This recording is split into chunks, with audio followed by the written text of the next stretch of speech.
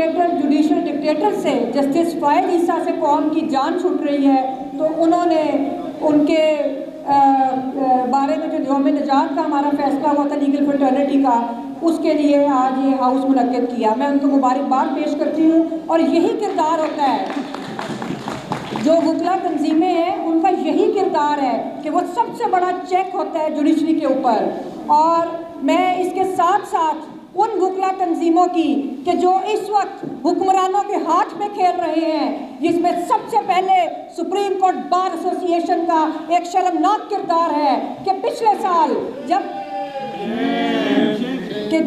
سال جس طرح پاکستان کے اندر اسٹیبلشمنٹ نے بنیادی انسانی حقوق کے اوپر دھاوا بولا، جس طرح اسٹیبلشمنٹ نے پاکستان کے اندر جو آپ کا الیکٹرل سسٹم ہے، الیکشن کا نظام ہے، جمہوریت ہے، سویلین سپرمیسی ہے، اس کے اوپر جس طرح انہوں نے ایک ظلم اور جبر کی فضا قائم کی. اور لیکن جسٹس فائز عیسیٰ اور ان کے ساتھ الیکشن کمیشن اور وکلا تنظیمیں، دو تنظیمیں جن میں پاکستان بار کونسل اور سپریم کورٹ بار ایسوسی ایشن کے چند لوگ جنہوں نے بقاؤ مال بن کے اور اسٹیبلشمنٹ اور سیاسی اشرفیہ کی غلامی قبول کی اور پاکستان بھر کے وکلا کے مینڈیٹ کو پاؤں تلے روندا، میں آج ان کی بھی شدید مذمت کرتی ہوں. ایوب آمریت ہو، ضیاء آمریت ہو، مشرف آمریت ہو، یا جنرل یہ جو باجوہ کی آمریت ہو، یا سویلین ڈکٹیٹرشپ ہو، ہمیشہ وکلا نے اور کالے کوٹ نے پاکستان کے وکلا نہیں بلکہ پاکستان کی عوام کی نمائندگی کی. جب ضیاء آمریت آئی تو یہ اسی ہائی کورٹ بار ایسوسی ایشن میں یہ آپ کے پچھلے لان میں اس ایم آر ڈی کے تحریک کو شروع کیا گیا یا اس کو مضبوط کیا گیا. یہ ہمارے غیور وکلا تھے کہ جو کھڑے ہوئے، اور آج بھی چند غداروں کو نکال دیں جو کل آپ کی وکلا تحریک کے غدار تھے، آج وہ پاکستان کے غدار ہیں جنہوں نے جسٹس فائز عیسیٰ کے ساتھ مل کر پاکستان میں انسانی حقوق اور پاکستان کے آئین کو پامال کیا. دیکھیں، جب جسٹس فائز عیسیٰ کے خلاف ریفرنس ہوا تو پاکستان کے بھر کے وکلا نے اسٹیبلشمنٹ کے خلاف، کیونکہ ان کا ایک فیصلہ تھا فیصل آباد دھرنا کیس، تو وہ اسٹیبلشمنٹ کے ان عوامل کی نشاندہی کی کہ جو پاکستان کی سیاست کے اندر اپنا کردار ادا کر رہے ہیں. تو پاکستان بھر کے وکلا یکجان ہو کے اس وقت جسٹس فائز عیسیٰ کے ساتھ کھڑے ہوئے، اور ہم نے یہ نعرہ لگایا، اسی ہال میں نعرہ لگایا کہ یہ جو ریفرنس گردی ہے اس کے پیچھے وردی ہے. اور آج ہم یہ نعرہ لگانے پر مجبور ہو گئے ہیں جسٹس فائز عیسیٰ کے بھیانک کردار کی وجہ سے، ان کے غیر آئینی اور متعصب فیصلوں کی وجہ سے، اور جو انہوں نے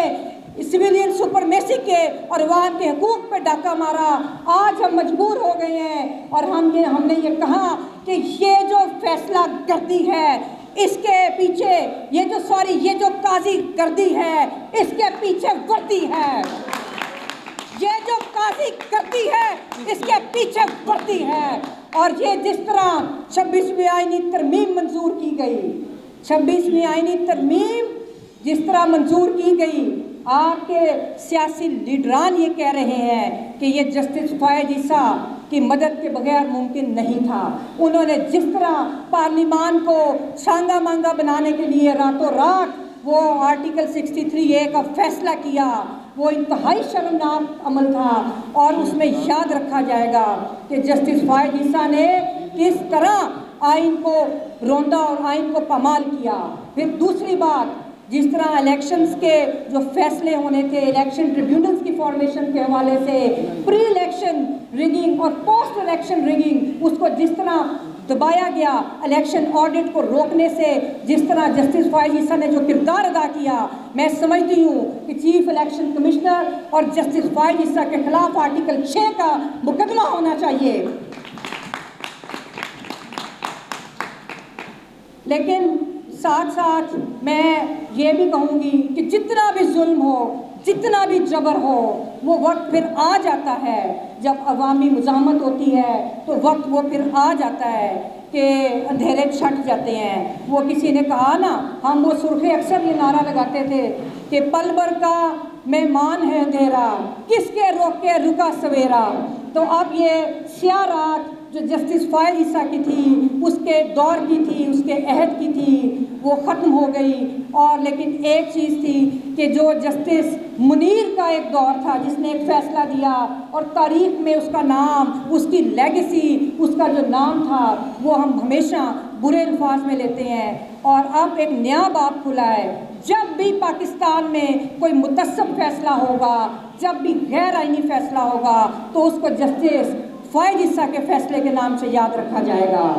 اور دوسری بات کہ انہوں نے, ان ججز نے, جنہوں نے سیاسی جتنی اسٹیبلشمنٹ آپ کی پاکستان کے لیے نقصان دہ ہے, اتنی ہی آپ کی جو سیاسی اشرفیہ ہے, جنہوں نے اس نظام کو کمپرومائزز کر کے اس پہ قبضہ کیا ہوا ہے, جتنی یہ مروسی سیاست خوفناک ہے. آپ نے دیکھا کہ بنگلہ دیش کے اندر انہوں نے ایک موومنٹ چلائی, صرف ایک موومنٹ, ایک چیز کے اوپر, جس کا بہت سارے عوامل تھے, لیکن ایک جو بنیادی چیز تھی وہ یہ تھی کہ جو انہوں نے کوٹا مخصوص کیا تھا, اور کوٹا سسٹم کے خلاف ایک تحریک چلی, اور انہوں نے پورا نظام تلپٹ کر دیا, اور اس نے ایک انقلاب لے کر آئے. اور وہ خاتون پرائم منسٹر جو کہ بانی بنگلہ دیش کی بیٹی تھی, اس کا اقتدار, اس کی مروثیت کو دفن کر دیا. تو یہ سن لیں آج کے حکمران بھی کہ پاکستان کا نوجوان طبقہ اب آپ کی بدبودار مروثی سیاست کو تسلیم نہیں کرتا. جو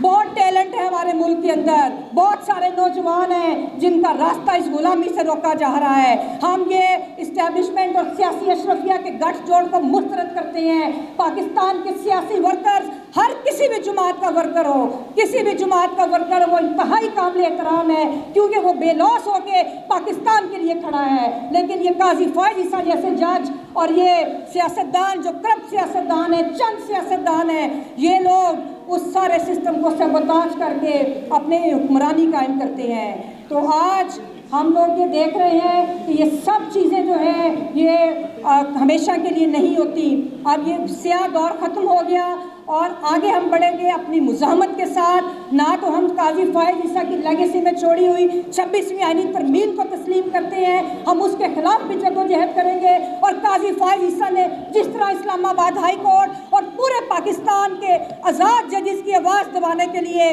جو مداخلت کے خلاف تھی, جو ایجنسیوں اور فوج کے عدالتی نظام میں مداخلت کے خلاف تھی, اس نے اس کو دبانے کی کوشش کی. ہم اپنی جدوجہد جاری رکھیں گے, اور ہم کو پوری انشاءاللہ تعالیٰ وہ دن آئے گا جب ان عدالتوں میں وہی ججز بیٹھیں گے جو عوام کے حقوق کی بات کریں گے, جو آئین میں دیے گئے بنیادی انسانی حقوق کا تحفظ کریں گے. اور جو جسٹس فائز عیسیٰ جیسے جج ہیں, وہ ہمیشہ تاریخ میں عبرت کا مقام اور سیاہ حروف میں اس کا نام لکھا جائے.